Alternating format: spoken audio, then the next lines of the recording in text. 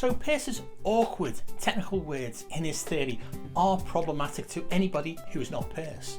Without these Semiosis 101 videos, designers and illustrators struggle to understand what does Peirce mean by his complex terms before they can understand the power of Peirce's semiosis in improving designer and illustrators' effectiveness in visual communication.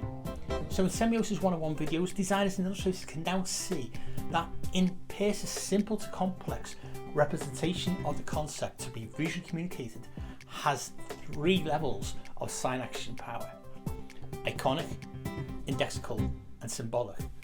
To designers and illustrators now, icon and a symbol have different meanings than when Peirce wrote these in the late 19th century.